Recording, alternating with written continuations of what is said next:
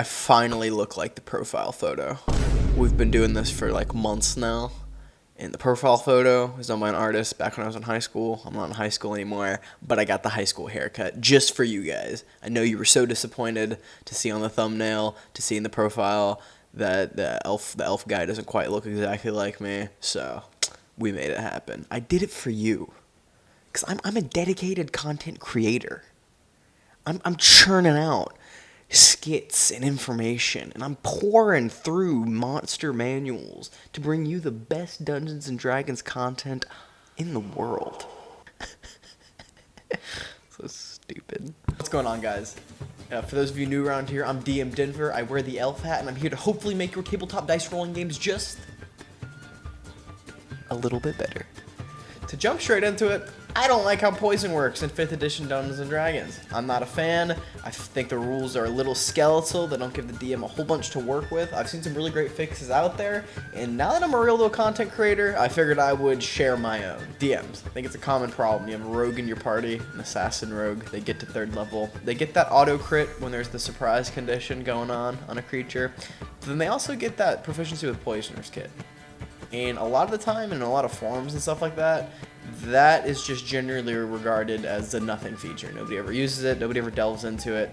And I think this is for at least sort of founded reason when you start to look at the rules for poison in Dungeons & Dragons. Or the lack thereof. If you're already checked out of the video, you think the elf hat's kind of stupid, or you don't like my flannel, I actually have the entire document for all the rules that I'm going to be covering in this video linked in the description. This video is also in addition to articulating what the rules are outlined. I'm going to be giving some of my general thinking when making them, so that way if something doesn't work in your game, you can kind of have a rules as intended approach to maybe ironing it out should there be hiccups at the table. So yeah, the main current problem that I have with poison in 5th edition Dungeons & Dragons is that it's just very lackluster.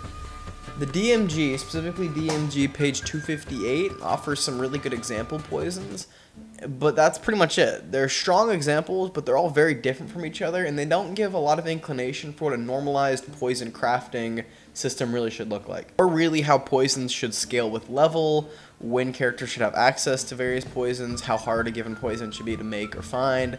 There's gold costs associated to it, but if your party lucks out on a big treasure hoard, should they just have an unlimited amount of purple worm poison that can just do a bunch of crazy stuff, even if they're like low level? I don't know. It's not great. It's not very consistent, and most tables don't really mess with it, I think, for this reason. So I'm going to put a big old DM Denver duct tape patch on the poison rules. Hopefully you find it useful and you can use it in your home game. Before we get to the meat of the rules, I do want to talk about like poison as a fantasy. For me as the dude designing the rules you're about to hear about, a couple things that I had actively in my mind were sort of political maneuvering, I think, like nefarious kingdoms coating their blades with poison to deal additional damage, maybe cunning tribal societies shooting out poison darts at the party, you know, that sort of thing. And I also had nature in mind too. I think poison generally, or venom too for that matter, is kind of often regarded as an unfair advantage. And so this proposes a pretty difficult design endeavor, I think, because normally we're going to think of poison as that unfair advantage, that extra edge, but we need to balance it. And balancing in a TTRPG inherently comes pre-baked with a little bit of fairness in it. So with these two things kind of operating as like a tug of war, I tried to come up with something that is a little flexible, so that at your table or in the moment, or depending on the campaign you're running or the fantasy you're trying to facilitate, you could tug it one way or the other. And I think that that was sort of the crux. If we're going to consider poisons as that like unfair advantage, the way that we would normally narratively think about them, I think we should allow them to be. I'll make the case that if you're going to have a character that wants to be very poison-centric at your party, I think that the poisons should pack a punch. They should just also be pretty difficult to come by, and one-time use. With this, my system is pretty focused on the limiting factors of a poison and how they can be adjusted to offer that sort of modular approach to poisons for your game. Without further ado, let's get into it. So the first things first, just like in real life and just like in the game world, for a character to want to create poisons, they're going to need the ingredients. The first limiting factor I had in my mind when I was making this was how often I wanted characters to be able to pursue the like process of looking for ingredients. I've limited it to once a day for right now. That's what it is in the document. I thought about maybe changing it for this video. I went against that. I think once a day is a good, just general overview.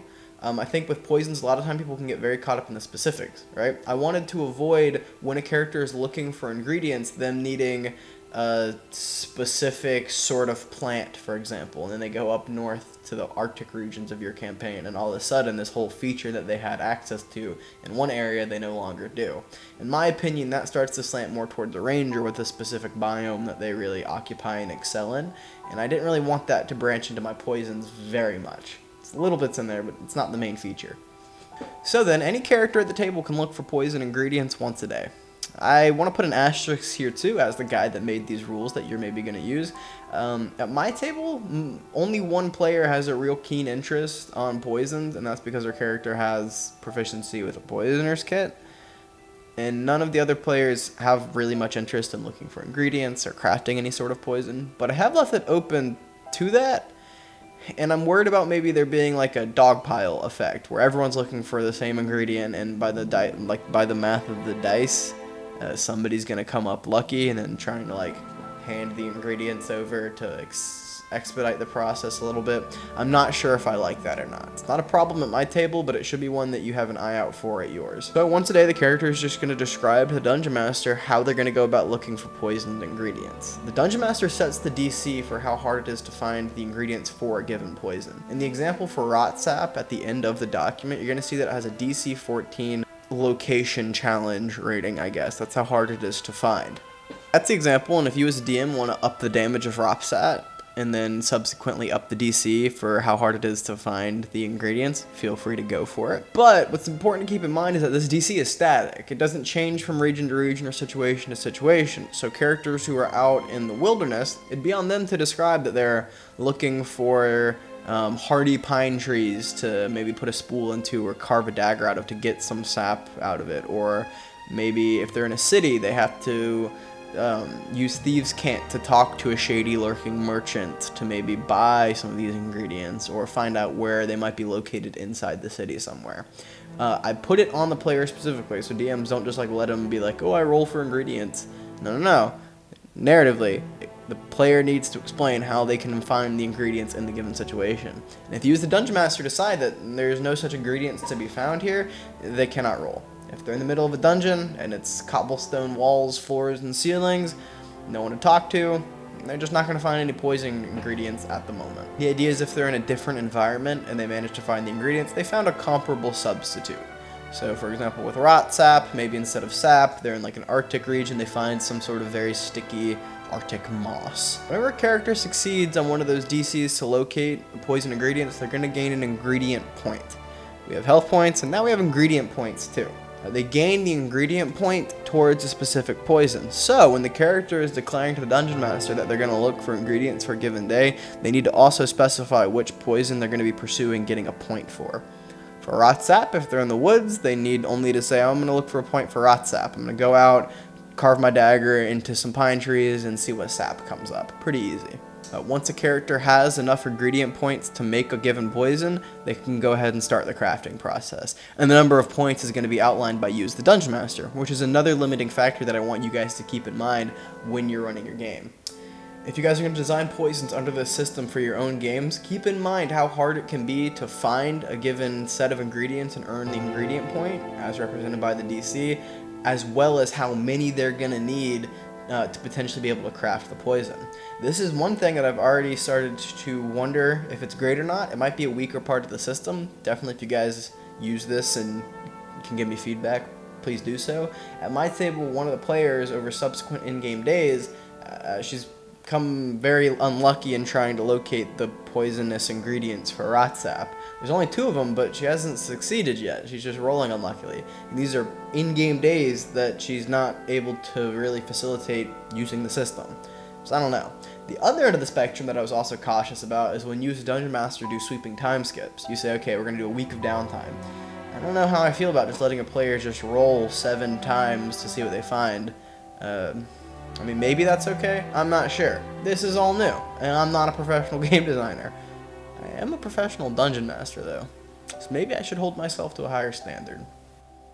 I'm not going to, but maybe I should. Anyway.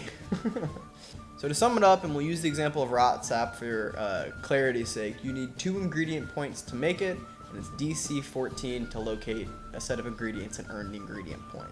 So, character that's out traveling through the woods on the first day, as the party's making camp, they tell the Dungeon Master they're going to go take a quick look around and look for ingredients for Rot Sap. The Dungeon Master decides that based off their narrative description, they're going to roll a nature check. Makes sense. They roll a 14 with all their modifiers included and stuff like that, and they find the ingredients they need and earn 1 ingredient point. The next day, similar situation, party's making a fire, and the player says they want to go look in a cave and maybe investigate, look around under rocks and stuff like that for decaying material to mix with the sap and actually start to have the ingredients you need to fully make Rot Sap. Dungeon Master is going to say, okay, that's an investigation check. And they're a little better at that. They roll an 18 with modifiers included, and now they have 2 ingredient points to make Rot Sap, which is how many you need to make Rot Sap, so that they can start to make Rot Sap. Just as a point of clarity too, I'm allowing any character with proficiency in a poisoner's kit to add their proficiency to the skill checks it takes to locate the ingredients for given poison. So if a rogue, for example, isn't very nature focused and doesn't have proficiency in nature, but they do have proficiency in a poisoner's kit, I'll let them add their proficiency bonus to those nature checks if that's what the Dungeon Master calls for to locate those poisonous ingredients. Finally, when it comes to the acquisition of ingredients points, I do have that players can buy the ingredients should they find a thieves guild or have connections that could facilitate that as determined by you as the DM. For me, I think a fair price for purchasing ingredients points is gold pieces equal to the DC to locate. So for Rot Sap, 1 ingredients point costs 14 gold, which might actually be the solution to that problem I was outlining earlier, where my player she keeps rolling and not being able to find them. Could be a good incentive for gold. So once they have all they need ingredients, they can go ahead, they can craft the poison. To do so, they're going to need access to either some sort of laboratory or a chemist facility that you as the DM deem appropriate, or poisoner's kit, alchemical supplies, an herbalist kit, or to actually go ahead and craft the poison, it's going to take a number of hours equal to the number of ingredients points required to begin the crafting process in the first place. So for Rot Sap, it needs 2 ingredient points, so it's going to take 2 hours to craft. It's also going to take a number of gold pieces equal to 5 times the number of ingredients points to represent experimentation costs, new equipment, and that kind of stuff. So for Rot Sap, it has 2 ingredients points, so it's going to take 10 gold and 2 hours to go ahead and craft. I have in my notes for the document that any poison that requires 3 or less hours to craft can be done as part of a long rest. And that's the whole system. It's pretty much a mathematic, dicey way to break down looking for ingredients and then having them and then crafting them into something. That's pretty much it. I think everything kind of gets wrapped up really nicely. I was trying to find a good balance between hand-waving what the exact ingredients for given poison are, because again, I don't want you as the Dungeon Master to have to keep track of that and saying, oh, well, you actually need the wig of a western willow in order to facilitate the transformative process of the acidic compound, and there's only a 2% chance that a given willow's wig is western enough in order for you to be able to facilitate it. But you also want it to be grounded enough that it really feels like you're going into a tree, picking up the rocks, finding what you need to find. You're feeling like an adventurer that is capable of facilitating these very dangerous and advantage-gaining poisons that give you the edge in combat. To me, the ruthlessness of a poison and the capability of the person who can make it start to kind of intertwine a little bit, and so I really wanted to make sure that that chord was still struck. I hope it was. So yeah, that's pretty much the system. I'll go over the basic poisons that I outlined.